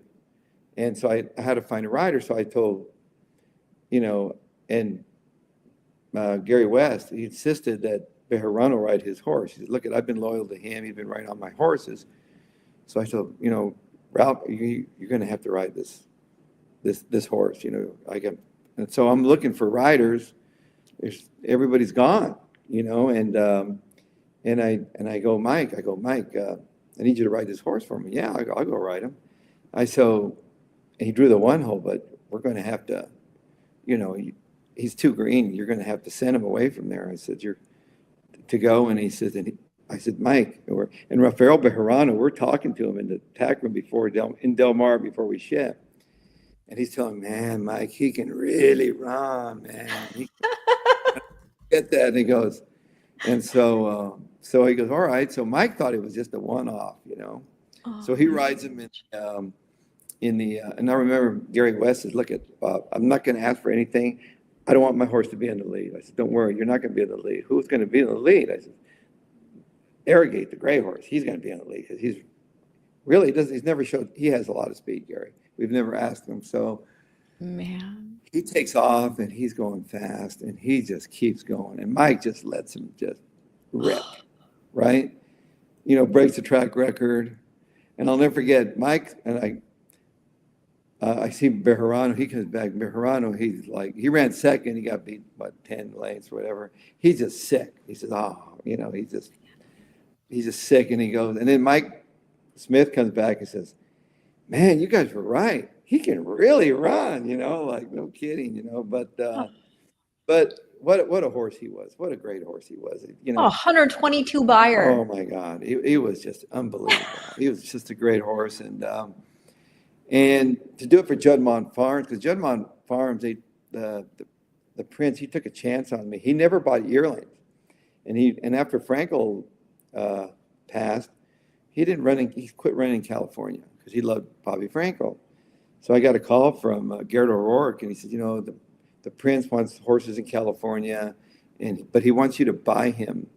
He doesn't want to send me any grass horses. I don't know why. And so he goes, he says, but he wants you to pick them out and buy them. So I thought, oh, we'll do that. No pressure. No pressure. So it didn't go well for us the first couple of years, but then Arrogate came and he paid for the whole lot. But it's just it was so much fun, and it was a lot of pressure taking him to Dubai because he didn't want to go there unless he could win. I had to get special permission from the prince to take him. He said, he says, if you think you can win, you take him. But if not, I don't want him to run there. Like it's in your backyard. There's a lot of, so when he got left, I thought, oh, I couldn't believe it. I was just sick. He's last. And it was like, no way. And I had Opportunity in there. So I'm looking around and go, okay, he's last. Where's Opportunity? Well, Opportunity, he's in a good spot. And I'm watching him. Down the middle of the backside, he's starting to move a little bit. I'm watching Opportunity. He's just not really doing anything. And up at the 3/8 pole, he starts to make a move. And I thought, well, maybe he's going to hit the board. And at the quarter pole, I'm thinking, if this horse wins, this is freaky, like Secretariat type roll. Yeah. And here we have Gunrunner, what a great horse he is. He's on the lead, looks like a winner, and he goes by him in a gallop after all that. And I really couldn't enjoy the win because I was so upset the first half of the race. I was so mad. And I'm thinking, oh, the Prince right now, he's probably, why did we go there? I feel this pressure. And then the way he wins, I was just in awe of the horse, just in awe. I mean, that to me, that's probably one of the greatest performances of any racehorse I've ever trained, is that performance that night. And I think I probably should have, looking back, I should have just turned him out because I think it was a mic drop moment, he just, it took everything out of him, and so, and he was never the same after that. He was just never, and I think I could have kept him in training for another year, but that was so much fun to watch. And his Breeders' Cup win when he ran down California Chrome, that was one of the greatest, Zenyatta's, and that one was the best Breeders' Cups that I've ever seen, they were so exciting. I was there for that Breeders' Cup Classic, and I remember the winner's circle and the frenetic energy there. But I also do remember just being in my bed watching the Dubai World Cup and your reaction.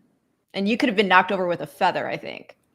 I mean, it was just, you couldn't believe it. It was like, we were just like, wow, that was like, what a serious horse. And then to do it there, and I remember Sheikh Mohammed, and they all wanted to come up and see the horse. And oh, really? That's the thing I love about Dubai. Sheikh Mohammed and his brothers, his sons, they have so much passion for the horse.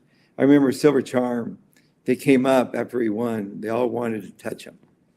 They wanted to look at him. They wanted to touch him. They just, to me, that's people that just love horses. They love their horses, and so it was, and to have a horse like that, it's incredible, and after having Pharoah, then here comes, Arrogate, justify, because I remember when Pharoah won the Triple Crown, Penny Chenery, she has that award. It's called I can never pronounce the Vox Populi. I can't pronounce that. Populi. I butcher that. The box of something. Latin. Whatever. So she would always show up. It would be like in January, sort of cold, and we'd go to dinner together. And she sees me and she says, "How you been?" I said, "Man, it's been it's quiet, And he says, "Yes, it's after Secretariat when we retired him, it's horrible. You go through it's very depressing in a way, And so I said, I could tell when I saw you, you don't have the fire in your eyes. I could see you don't have the fire. Well, I'm waiting for a horse to bring it, And about a month later, here comes Arrogate, Wow. Brought me out of that. You go through a funk, you really do, And so, and here he came, and so I've been really lucky to, to have these horses and they keep coming in, and I've been very blessed, in life. And so, that's why if you lose one or something happens, you just can't look, you know what? I think I've been pretty lucky. Nobody feels sorry for you, Bob. So you're fine. You know? Well, you're poised to also, I mean, make some more. Here's a question for you, actually, before I even say this, because talking about this new roster of 2-year-olds. So you had Desert Gate win the Best Pal Stakes. That was your 12th win in the race, and I don't know. We'll just wait and see what happens. I don't know if we might see him along with Brandt in the Del Mar Futurity on September 7th, or what your plans are for that. But that's a race you've won 18 times. There was a span where you won it 7 consecutive years. You've won the last 4 of them. You won it last year with Gaming, a son of your juvenile champ, game winner. Is there a part where you're like, oh my gosh, I've won this X amount of times and I'm interconnected to this through this many conduits? No, I just go in you have to go in it like you've never won it. That's the way I go. That's the way I approach those races. You have to approach them like you've never won them. And you're just trying to get it. I do it, it's entertainment. I'm entertaining my clients. To me, the biggest thrill is just looking at their faces after they win a big race, the time, the passion they have for these horses. They love it. That's why they're in the business. And it's just like when they win the Derby, is just looking at their expressions, everybody, the way they act, they're like, they look like children, Yeah. And so it's really, to me, that's the satisfaction I get, is not only watching your horse, that you brought your horse up the right way, but that the excitement, the enjoyment that you brought your clients, and I want them to have fun. I want it to be a great experience for them, and that's what, I do as a trainer. We train the horse, but at the same time, I want my clients to enjoy the moment. I want them to have fun. That's the thing, is to have fun and enjoy all aspects. Some clients, they just like to show up for the big days, and then they leave. But most of them, they want to be in there, and they'll be there all day long watching them. And then at Breeders' Cup, they show up, get to see the best horses in the world run, best trainers, jockeys. It's exciting, And so you just hope that you have one good enough, and all I ask is that when they turn for home, I have a reason to cheer. We want to be able to scream. There's nothing worse than being at the Derby, and at the half-mile pole, you're like, you're done, you're out. I just head out the back gate and I'm gone. And so that's why I watch in the paddock. So you want to get out of there, but it's just, it never gets old, and I feel that there's that the glass is half full, and we're enjoying it. And that's the thing, if you really enjoy it, because there's a lot of disappointments in racing. And you have to be able to endure it. Don't let a horse race ruin your day, because sometimes it can be tough, and especially if you get bad news. Like a lot of my clients, I'll call them, a horse will work, and I want to call them to tell them about it, that I like them. When they see my number, they get nervous. Oh, something's wrong, like, huh, what? And like Jimmy, when he calls me, he says, all good, all good. I need to ask you a question. I haven't trained, so I hate to get a call from the barn early in the morning, so Oh gosh, yeah, right. I get that, 4:30, 5 o'clock call. It's not a good call, I'm getting ready to leave, and you get that pit in your stomach, and so, but, we have, there's good news, there's bad news. That's what happens. And so you have to learn to deal with it. And it's the sport is just for a certain type of personality. You have to be able to handle bad news well, but the highs are highs, the lows are really low. And so, but at the end of the day, it's a beautiful sport. And I love running on the big days and winning on the big days. It's exciting, and and so it keeps us going. Well, we got to watch this. You've been so generous with your time. It's unreal. I'm so thankful. You've always been so kind, though. So this is nothing new from you in regard to being willing to talk about the horses. And as you're discussing, I mean, the highs, the lows, you've always been so complimentary about your clients as well. And so, as I mentioned before, it's kind of fun when you see a week like this. And I think you hit just about every client with a win. This one, Desert Gate, owned in part by Mike Pegram. Then you've got Watson and Whiteman in here as well. And going back, we were talking about Real Quiet earlier. And so it's got to be fun being on this ride together for so long. It is, especially like, Mike Pegram, Hal Earnhardt, Hal Earnhardt, we had Indian Charlie. I've had him since 1983. Great friend of mine, and I met Mike through Hal. And so if I hadn't had, I would have never met Mike Pegram unless it was Hal Earnhardt. And he got me in the business. And but we went to the two-year-old training with Carl Watson, Paul Whiteman. They're great partners. They love it. We saw this little horse there, and he worked really well. And Omaha Beach, I wasn't, sometimes these new sires, you don't know if they're turf horses or whatever. But this guy was just beautiful. I mean, and he's out of a curling mare, and I see a lot of curling. Oh, and yeah, definitely. Beautiful moving horse. And, we thought, he was going to be expensive. We thought, well, we're going to have to buy him. And luckily, he brought 260, which is still a lot of money, but we thought he was going to bring, 400,000 or 500,000. But so we got, lucky with him, and he's been so far, he's got a great mind. He's a beautiful horse, and he just moves beautifully, over the track. And so, I have a job of, keep him healthy, and, do I separate him? What do I do? But I usually I nominate everywhere, and I'll just figure it out that week. Like, how hard is that for you? I mean, do you have your whole board? No, I keep it in my head.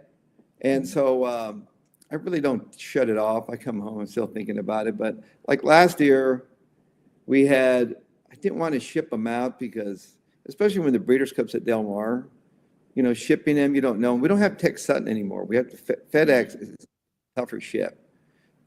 Tex Sutton, you just drop them right there in the town. You're there. So it was easier. Now with FedEx, they have to haul to the airport. They got to wait on the. Do we have any hope of something like Tex Sutton coming back? I don't think so. I wish racing would get him back, and that's why you don't see little horses shipping back and forth. And like Kentucky, everybody wants to stay in Kentucky now because the purse structure is just insane there. And New York but New York is tough to go. And so, but the ship, it's a tough ship. You don't know who's going to handle that tough ship. And if you go in on either on a Saturday or on a Tuesday, and I remember with Muth, I shipped him to Pimlico for the Preakness, and it looked like his race to lose. He got sick, and that's another thing. I always used to worry if one of these horses is going to get sick. And all these years, first one to get sick. He got there, he had 104 fever the next day. And I remember that now that you bring it up, yeah. It was sickening, but and you've shipped all this way, yeah. And so it was very and that's so there's so many things you have to worry about. So it's not an easy ship. It used to be a really easy ship, but now these horses are in a van. They have to ship. If you go to Saratoga, you fly to Newark, and then you have to get in a van for like five hours, or whatever it is to get there. So that's not easy on them, but and then you have to. It takes 17 hours to go somewhere. They're from their barn to barn. That's a long day. Is this one of those things that we as the general public don't really take into account as much, right?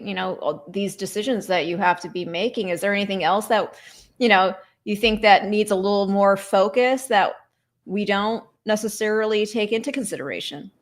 Yeah, we've been trying. Tom Ryan, we were trying to work, but nobody seems to really care because people in Kentucky don't care because, hey, we're not going anywhere. We don't need to go anywhere. We have it all here. But for California, it really helped us out. And for horses to ship out here, probably have more horses ship, before. But we'd win off the plane, just, it was great going to Saratoga and just flying to Albany. Boom, you're there.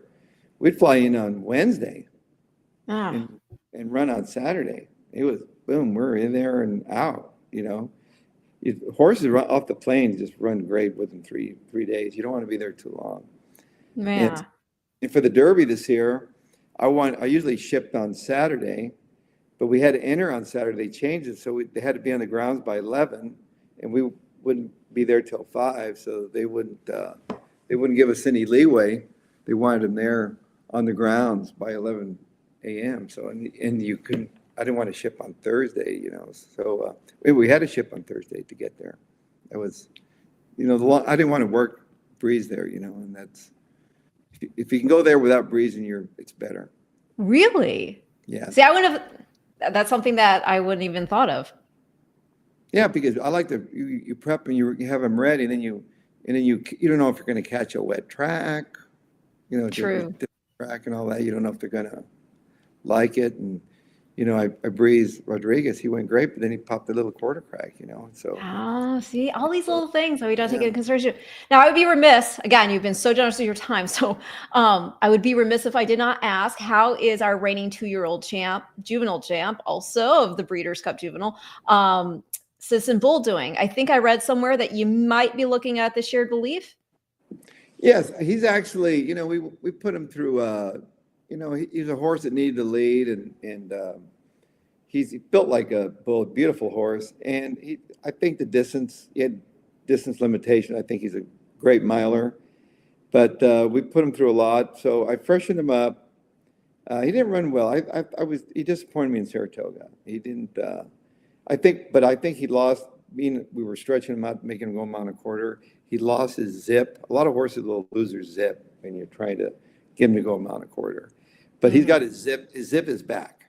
All right. Gaming, his zip is back.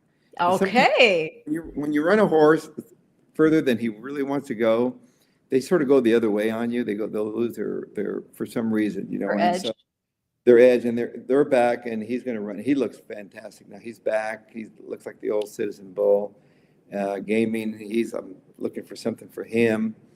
And he was second in the juvenile, yeah. Yeah, and then he was just going like this, and I ran him at Los Alamitos in the futurity, and then he went backwards on me. Huh. He just went backwards. He just lost form, and I tried running him. I shipped him. He was bad in the paddock. He just wasn't happy. So we just, okay, we're gonna take a little time out here, and now he's back. So sometimes they just need that little break to just get away from it all. Yeah, well, I just love listening to you talk about these horses, and just we took a trip from past to present and a little bit at the future. It is remarkable looking over your career. I mean, you were inducted into the Hall of Fame, what year? 2009. That's ridiculous. And you're still going strong. And it's so cool to see. I mean, 2 Triple Crowns, 19 Breeders' Cup victories, and there's still so much more ahead. I can't catch Wayne. I've been trying to catch Wayne. He's got that. No, he has 20. 20. Yeah. And but I think Chad O'Brien, he's got 20. Or whatever. You gotta get some more turf horses, Bob. And Chad he caught us quick on those little turf races that they run now. He just. But the Breeders' Cup, it's very. You have to sort of. I won my first Breeders' Cup with 30 Slews, first thoroughbred I ever purchased. It was just lucky deal. He was a really good horse, but you have to sort of prepare for it. I used to I'd go to the Breeders' Cup and I'd get there and I had all these good horses, but they were empty. They just ran too much. They won everything, and then they just, so you have to save a little something. You have to keep them fresh. For the Breeders' Cup, it's and I started having better luck. But they're tough races to win, and they're exciting. It's thrilling to win. There's nothing like training a champion. I'm still behind Wayne on the champions. He has more champions than I do, so I'm climbing and clawing there to get there. Well, okay, then here's the question, the last question. How much more excited about the Breeders' Cup are you with it being at Del Mar? Well, I like it in California. I like the Del Mar. It's beautiful. You can't beat it. It's the atmosphere. It's great. But I like it anywhere really, as long as, to me, the Breeders' Cup, I loved it at Churchill Downs in Santa Anita for some reason. And when it had it at Hollywood Park, the first one was at Hollywood Park, was beautiful. It really felt like, Keelan and Del Mar, it's more of a boutique. It's a smaller venue, but New York, I went there once. It was weird because everything was one turn, but I didn't do well at New York, but I didn't have the right kind of horse for it. But and then we went to, it was Canada. We went there one year. I didn't. Woodbine, yeah. Yeah, Woodbine. Woodbine was sort of nice. I didn't have any luck at all there. I don't mind not going back. And then Chicago was great. It was great. Chicago, but it was so cold. It was just too cold. It was really cold. But we had Vindication. We won with Vindication. Yes. Son of Seattle's Blue. Yeah, so that was cool. He was whatever horse he was. But it's just it's fun, and they're tough to win. They're exciting to win. So we love the Breeders' Cup. Oh gosh, you know what? Actually, I'm going to ask you one more question because it is in the backyard there, essentially, Del Mar. Any pointers for anybody who's planning to go out there as to where to go to eat? You already mentioned the Pamplemousse. Oh, we have great restaurants now. Not only you have the Pamplemousse, you have the market. Fish market, yeah. And you have the it's in Rancho Santa Fe. Bertrando owns. I can't think of the name. Le Fleur. I don't know what it's called. It's some French name, whatever. And we have Steak 48 that's become a big hot place. Okay. And those are the main places. We just go to the same place we don't. You always have plenty of reason to celebrate, though. How often do you actually go out and eat? I'm sorry. There's another question. We don't cook too much at home because we're always invited out by clients. Let's go here or there, or DoorDash is so popular in our household now. A lot of DoorDash. Does anyone go, oh my gosh, you're Bob Baffert? Yeah, a lot of times it's funny. They'll come up. Oh, you look familiar or something like that, But you get that when you're anytime I'm around a racetrack. I don't get that if I'm, somewhere just traveling or something. I would think it probably happens more often than you think, but maybe people are very, more in the mindset of, okay, I won't bother them. But I actually, on my way to Saratoga, my doctor says you have to keep the sun off your scalp. You have to be careful. So at ball cap, I just don't like. So I bought this little like a fedora type cowboy hat. So I said, Jill, I'm going to wear it there because of the sun. And so I wore it on the plane, and I got there and I went and it was, nobody knew who I was. It was like just staring like, right. So, but it was like, it's one of those things where it's the white hair, it's just it's easy to spot. So, well, I know whenever I spot you at the sale, you and Jill, I always have to come over and say, hey, you again have been so generous of your time. It's a thrill for me. As many times as I've spoken with you over the years, I always, just have to make a mental note that, oh my gosh, I'm speaking with Bob Baffert. This is awesome. Well, I'm just, like I said, I love horse racing. I hope it goes on for another 100 years. I think we need to promote it every chance we get. And, and with, losing Wayne Lukas, it was really a tough loss. It was hard on us because like I said, I became, really close to him the last year or so, and just I was talking to him a lot at the end there, and it's really, it's people don't realize like my kids, the force that he was back in the 70s in the quarter horse business.